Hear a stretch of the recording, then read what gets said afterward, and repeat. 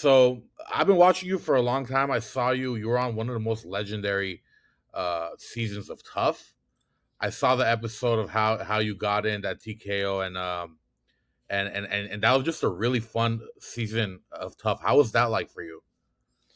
Yeah, that was a great one. And by the way, yeah, I scanned through your questions. I didn't read all of them because I like to be surprised with them, but I just made sure there was nothing too crazy. But Yeah, yeah, I did. I do. Like I was saying, I do appreciate different types of questions.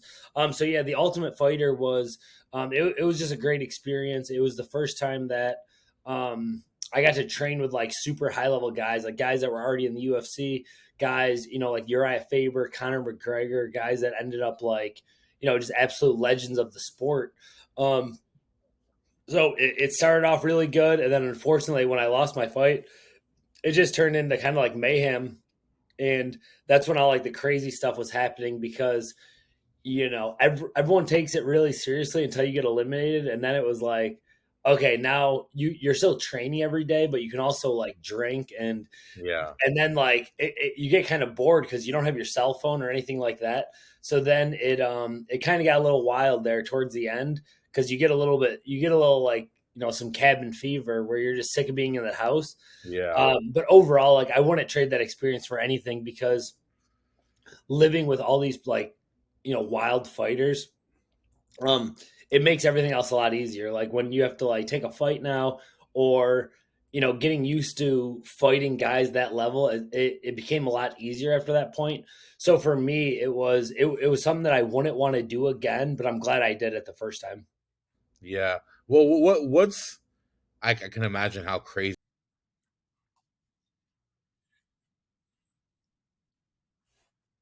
each other. Yeah. I'm sure Mhm. that's crazy. What's something that fans don't see about the Ultimate Fighter? Something people have a misunderstanding of. Um.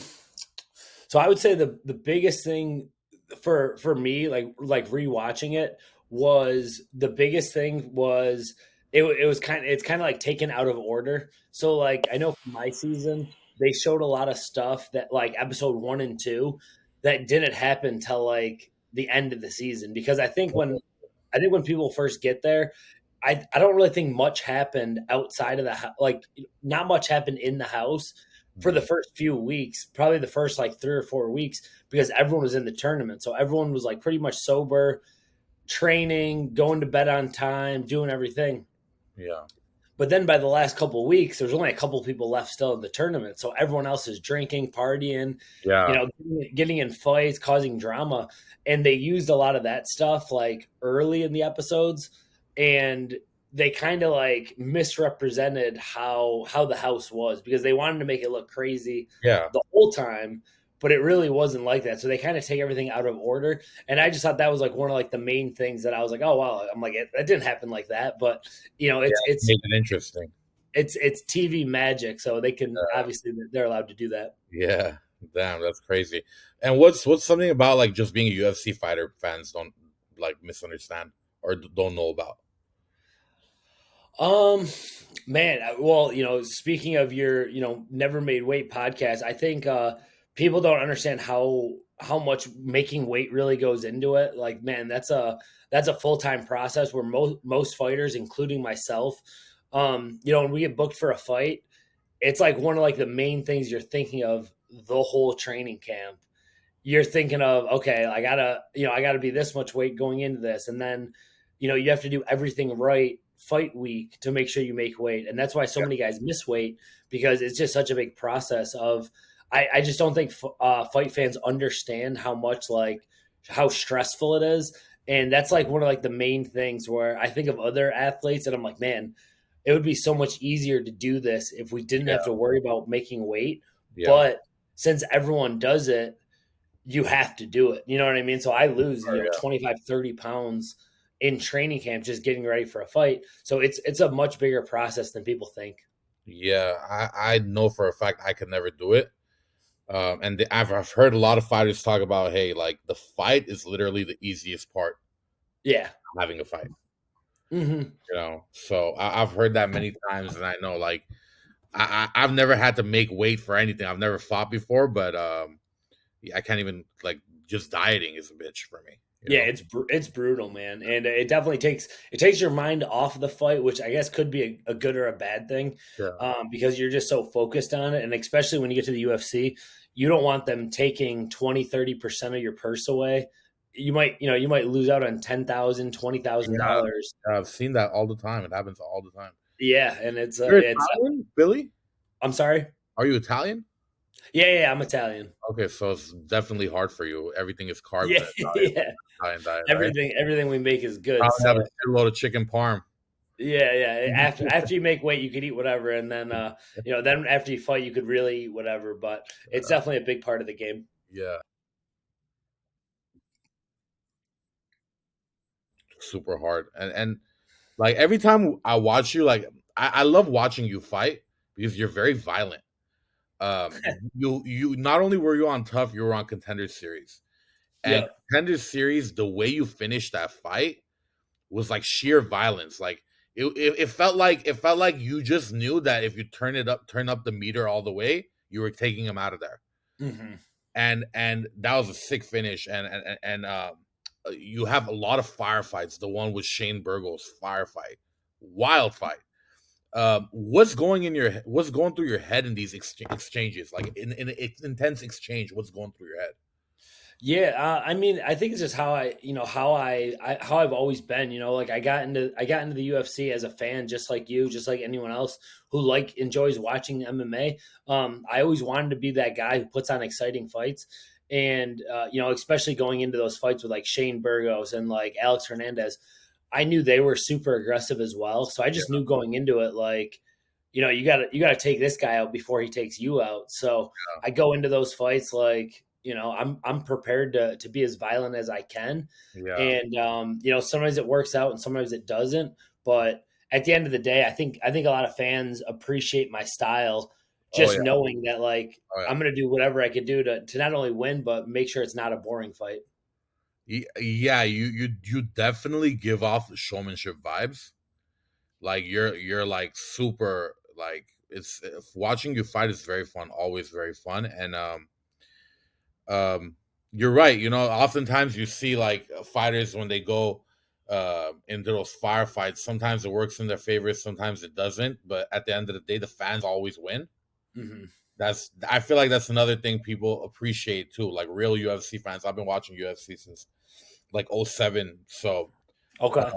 yeah, so I really appreciate that. Thank you for all that. But Of how has course, your I love it. how yeah, I love watching it. I love watching it. How has your relationship with fighting changed over the years? That's what I saw that question. It's a really good question because I think about that a lot more now. When I first got into training, I was 21 years old. When like I really, I started doing jujitsu maybe when I was like 19 or 20, and then I took my first fight, pretty soon after. So I was 21 years old, and I was kind of just I loved doing it, but I was looking for a way to kind of escape from that, just getting out of high school. It's time to get a job. It's time to, work in an office. Things are going to get boring now. Yeah. And it was kind of my way to fight against that of like, all right, like, if I can get really good at doing this, maybe I could do this instead. And it was kind of a way out. And then of course it was, all right, now I want to put on exciting fights. I want to, be as violent as possible. I want to try to get to the UFC. And that's what you think of like a 21-year-old. But now as a 36-year-old, a lot of it's like, especially these last few years, it's like, go make as much money as you can, go in there and put on these amazing shows for like your legacy. So like your kids can look back at this and be like, yo, my dad was a badass, and that kind of thing. So it's really changed a lot. And I also notice as a coach, because I coach a lot of my younger guys, man, I get so much more worried now when I'm watching them like take a lot of damage. Like, you know, I'm watching these guys like getting hit in the head when they're only like 20, 21 years old. And I get a lot more worried now, being a father, where when I was in my early 20s, like I never thought twice about it. I didn't even think twice about sparring with people where we'd go super, super hard. So it's definitely changed a lot over the years.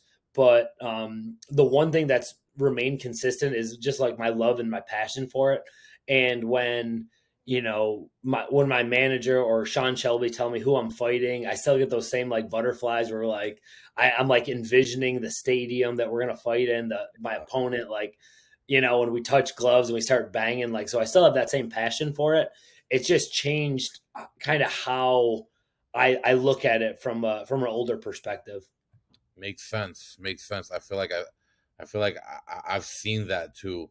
You know, like me getting older, I consider that as a fan when I watch a fighter. Like, hey, you know, this guy, like, maybe like he's taking a lot of damage, his fight style, this, that, you Mhm. know. So yeah, I can imagine that. But you know, the fact that you have passion, the passion you have, does that, how much does that fuel those firefights and giving the fans what they want? Yeah. Oh, yeah, man. Especially like when, I've unfortunately had to fight in the Apex a bunch of times, but um, like even this last fight in Tampa that I got caught at the end with Cub Swanson, I could feel the crowd. Like when you're landing punches or even if you're getting hit and you're moving around, man, it's just like you could feel the energy, and like they put that energy into the cage. It feels like, so like there's a lot going on there.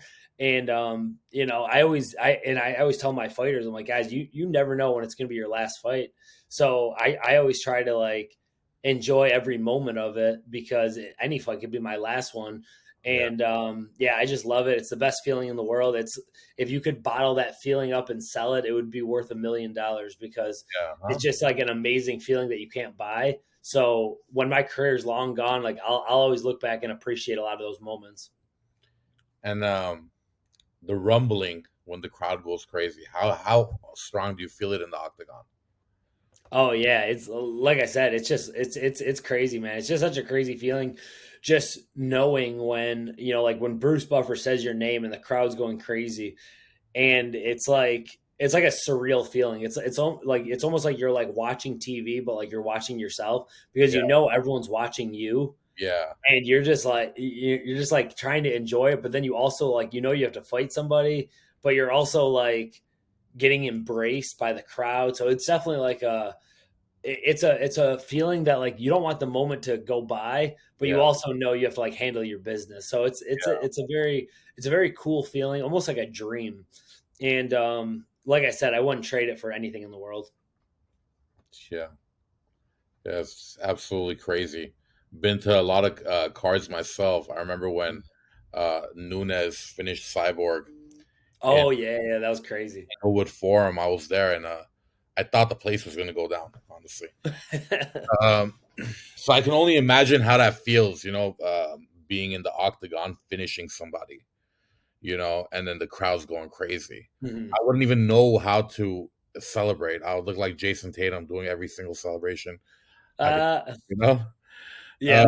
so let me ask you this. Who's your dream opponent? Fictional, dead, alive? Yeah, I would have to go with like, I think growing up, like fighting like a Floyd Mayweather, just because like that would always be like the money fight. Conor McGregor obviously would always be like, just could you imagine? You know what I mean? Like the hype around it and the build up around it. So Yeah, probably those guys that are like similar to my size.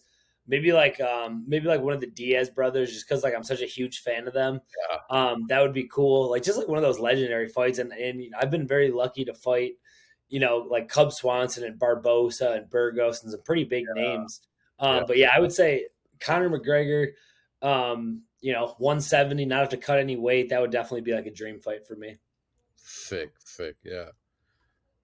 Would you have a different game plan in that fight than your usual, or are your game plans different for every fight a lot, or is it usually? No, it's just, the one time against Barbosa was the time I kind of got away from my traditional like fighting style, and I just kept forcing trying to take him down. I just kept like, I'm like, it's Edson Barbosa, like you can't strike with this guy in my head, and I just kept shooting and shooting and shooting, and then of course he caught me with a knee to knock me out. And Yeah, after it, I was like, why the hell did I do that? Like, why couldn't I just fight how I fight? Where, my style, like I'm trying to hurt you on the feet. Maybe I mix in some wrestling and take you down and look for yeah, submissions. But for the most part, I just like to mix it up and keep a good pace and, yeah. put that pace on you. So that's definitely what my my strategy against Connor would be, I would definitely put some muscle on for that fight and put some size on and really work on my power and try to get a crazy highlight reel knockout. But I couldn't imagine that fight being boring on any planet. Of course. So it would be my style versus his style, and it would just it'd be electric. Yeah. Wow. That's I love the UFC because it's like it's a never-ending list of matchups you can make, Hmm. and everything will be fun because everyone's a dog. You know, Hmm. I love that. I love, absolutely love watching fighting. Um, what's something that's not fight related that you're into? If you weren't a fighter, who would you be? Oh yeah, that's a really good question. Um, it's you know what, it's kind of tough to say. Like, so to answer your question, I've been getting really into golf lately. Mm. Right now my knee, I just had surgery 2 days ago, so I actually played golf like 3 days ago. I was like hitting balls out there, and I'm like, oh man, I'm not gonna be able to do this for a while. And I think what I like about it, what I think a lot of people, it seems like it's getting really popular now, is just how hard it is. Where like some shots you hit like the most perfect shot and you're like, oh man, I'm really good at this. And then the next shot you like hit it into the woods and you're like, oh wow, this is like really hard. I'm not that good yet. So I'm Yeah, not very good yet. I'm getting there, but I'm putting a lot of practice in. I think if I wasn't an MMA fighter, it would probably be something business. Um, I really like making deals and I like working with different people and different companies. I do own my own academy right now, and that's something that I would probably enjoy doing even if I wasn't a fighter. But right now I run a lot of those classes just because I love, I have a lot of yeah, passion for the sport. It would probably be something business related. Like I enjoy investing. I enjoy crunching the numbers, figuring out what's working and what's not working with my business. Um, it'd probably be something boring, unfortunately, because I put so much I put so much time and effort into my training that I don't know what else I would actually do. And that's something that me and my wife always joke because ever since she met me, I met her like 12 years ago. I've had training camps every couple months. I've had training camps or like coming back from injuries. So it's definitely going to be a different thing when I'm done fighting. But I think coaching guys and cornering guys, because I probably corner 5, 6, 7 fights a month right now, and that'll take over when I'm done fighting. So that'll probably be my next chapter. But without MMA in general, it'd be really tough to say what I would do. But I like to think it'd be something interesting because I always try to find a way to make life more exciting.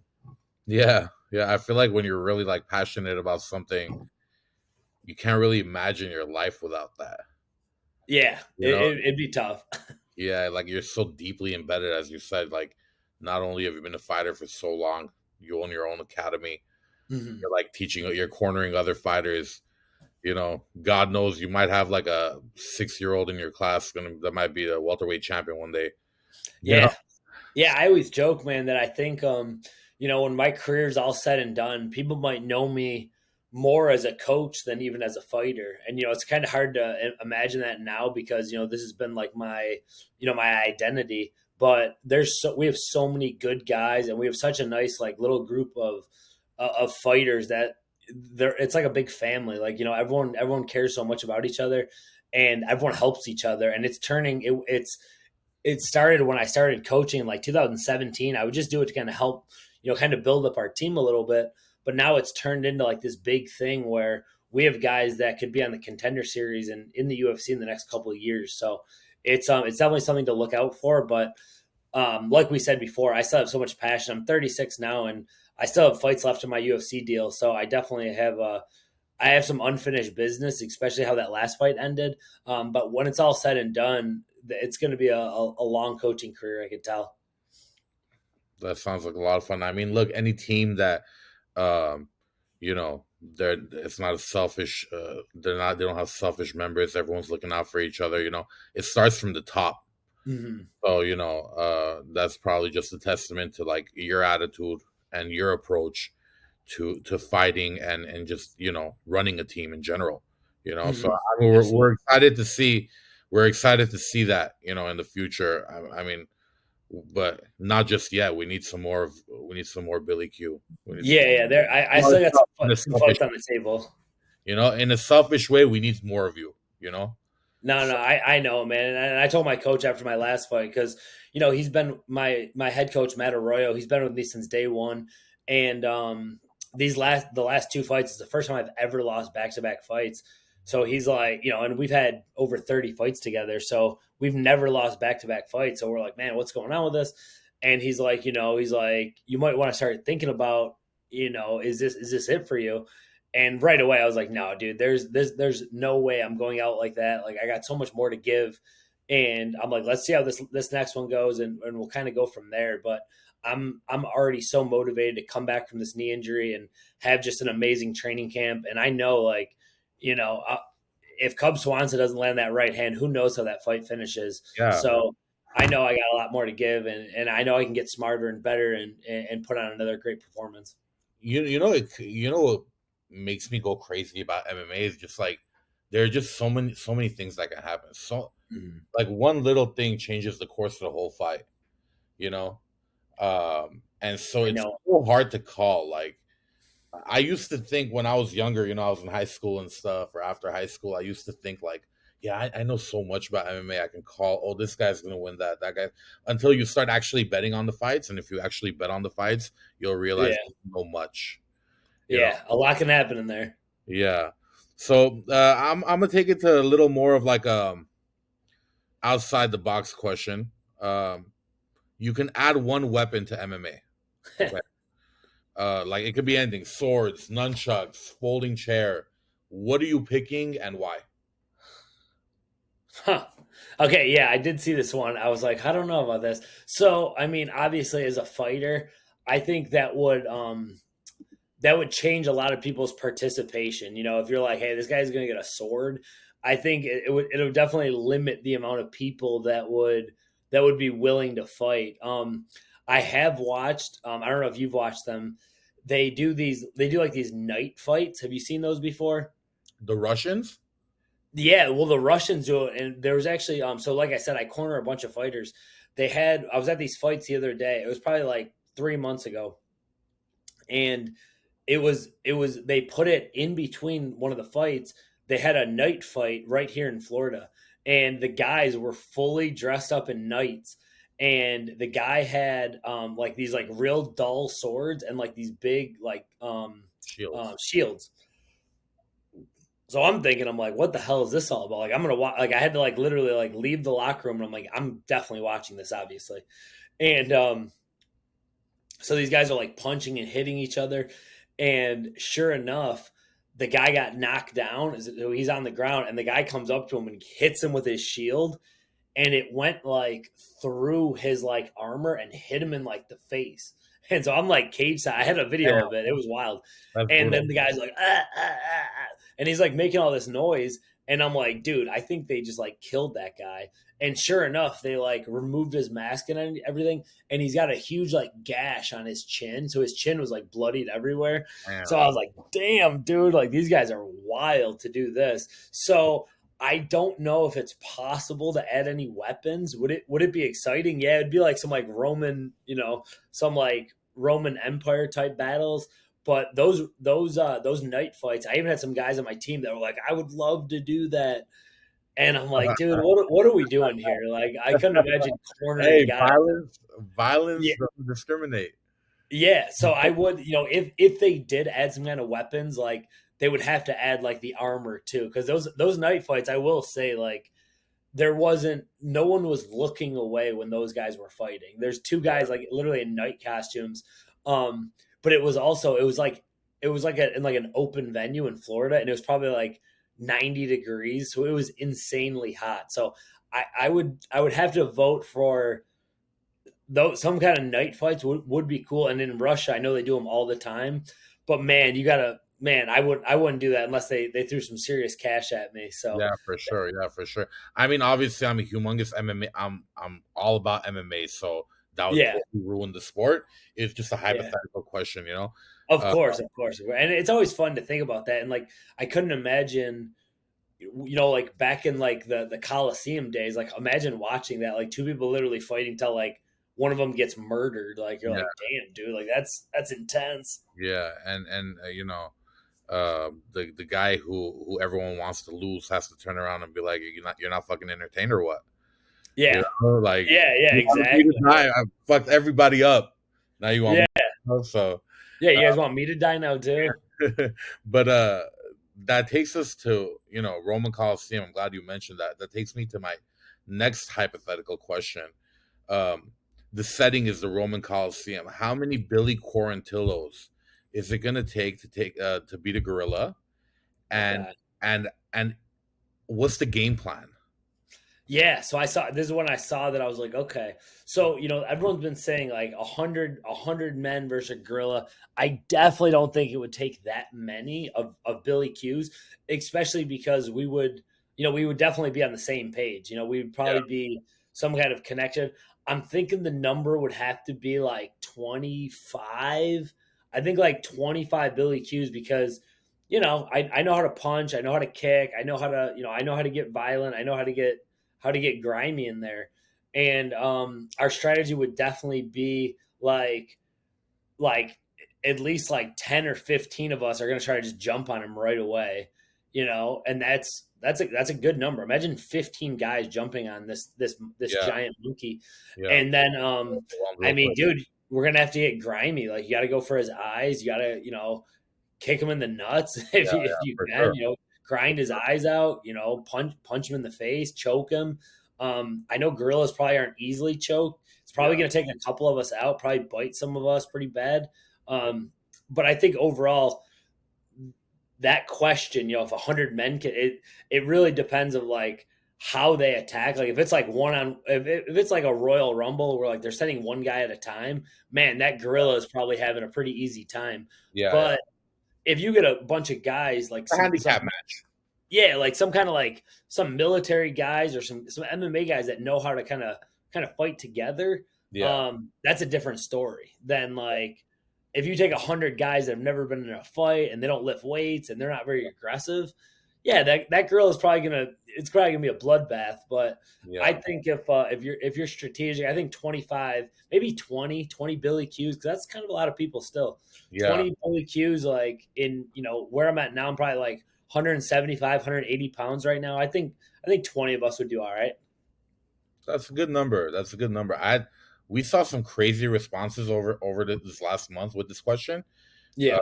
People were saying like, Mirab was saying he'll take one. Obviously, he's joking. Yeah. But like, yeah, a gorilla. The thing is just not going to get tired. Hmm. And of Yeah. course, you got to consider that needless to say, that none of the Billy Qs have any inch of like hesitation, because Yeah. one that has hesitation, the whole first line is going out. Probably grab somebody, throw them, and then the other. So Yeah. that's why we didn't ask people. That's why we asked Billy Qs, because Yeah. you'll get in there. You'll get you know Yeah, you know and I think a lot determines where no one ever says like what's like the reward and what's like the penalty. You know what I mean? Like Mm, if it's like, hey, you if you don't beat the gorilla, like they're gonna come in there and shoot you and kill you. People are gonna fight pretty hard, or like they're gonna like kill your family. yeah. You're gonna fight pretty hard. But if it's like, hey, you win $1,000 if you do it, then people, like what's that to people? Well, Like it's a do or die situation, because if you don't beat the gorilla, he's gonna kill you. he's gonna kill you. Yeah, Yeah, exactly. So yeah, and I do like how you said in the Coliseum, so it's in like an arena yeah, because yeah, I would imagine like a gorilla's not like stupid. Like if 10 people come at him and he rips one apart, but then he would probably start running and be yeah. some like guerrilla For warfare. sure, for sure, he'll start running. Yeah, Start like, like he'll start running. Throw a couple people. But yeah, it just the muscles around the neck are so strong. Like, I can't imagine him getting rocked. He literally needs to be killed by blunt force trauma. yeah, Like nonstop, nonstop aggression to the head, because you're not really gonna clock him and catch him and sleep him. yeah, yeah. There'd be a little stalemate there at some point. Yeah. So look, man, we're going to the last question here. This one's wacky as well, but I Okay. appreciate your patience through these dumb questions. Uh, How many seventh graders would it take to beat you in the same setting? One Billy Q. Seventh graders have no fight experience, and it's the same setting, Roman Coliseum. Okay. Yeah, that's I didn't see this question, but that's funny. And I'm glad I didn't because I like to think of these like right off the top of my head. Think So about seventh graders. So I like to think I did like I said, I have my own academy and we have a kids program. I did a seminar with them once, and but these kids are all like, there's some badasses on my yeah, team where like some of these sure. kids I was sparring with them, and some of these kids were trying to take my head off, some of these like 12, 13-year olds. With no training though. That's a big difference. Yeah, The part that I would have to block out would be like it would be very hard for me to get up to like really hurt a seventh grader. You know what I mean? To like yeah, do yeah, some damage. But if we kind of put that to the side, yeah. man, I could take a bunch of them. It would probably be, man, He's it, like, I it, could take a bunch of them. it'd be a high number. I'd be throwing them like that gorilla, be power bombing them and throwing them. But like I said, it would be impossible for me to like actually try to hurt a seventh grader. I would just feel so bad about it. But like if I had to, Yeah, if you have to, yeah, you have to, you have to yeah, do it. I'm definitely, even if if they don't have fighting skills and they're not like coordinated, Yeah, man, it's got to be in like the 50s, 60s, yeah, 70s. for sure. I don't know. I was around there too. I was thinking like, you could probably get through like 50 of them just based on like step back, throw straight, step back, throw straight, and Yeah, throw some knees like up the middle. yeah, until you get tired. You know what I mean? Yeah, it Until would someone definitely. hits you from the back. Yeah, it would definitely come down to like exhaustion, because if you're fighting that many people, like you're just gonna get tired eventually. But then also like, I've seen enough street fights in my day where like, maybe a group of guys is gonna jump someone, and the one guy just hits one of them and like knocks them out, and like the other guys are like, "Oh, I'm not fighting anymore." You know what I mean? So I don't think the seventh graders would be like, I don't want to deal with that, right? So it would be interesting to see how they played that. So it was I know the number would be high, but it's hard to think about how many children I'd beat up. Hey, cut us some slack. It's our first interview, bro. Yeah, no, I like it. I like your questions, and I Because I know for appreciate a you. fact that Nina Drama's not going to ask you that. Yeah, She's no, not going to Nina. ask you how many seventh graders you're going to beat up. You know what I mean? So Yeah, yeah, that's yeah. I hope I don't get in trouble for that. But I mean, hey, hey, if they hit hey, me, my I'd be bad, happy to bro. fight 'em. Nah, I'm sure you won't. I'm sure you Yeah, won't. no, they know what's going on. Well, I appreciate you even responding to us. I appreciate you taking the time out of your day. I know you're busy. You're also dealing with that meniscal recovery. I wish you the best. Do you have fight news? No, man. So it was frustrating. So this was one of those injuries that I basically popped my knee, and I was like, you know what? Like it popped. The next day, I was able to kind of walk and limp a little bit. I'm like, dude, I think I'm gonna be okay. So I take a couple weeks. I start getting ready. I'm good. I think I'm good to go. It locks up again. So then I'm like, oh man, like maybe I just gotta like rehab it. And I was just kind of like procrastinating with it. And they actually did.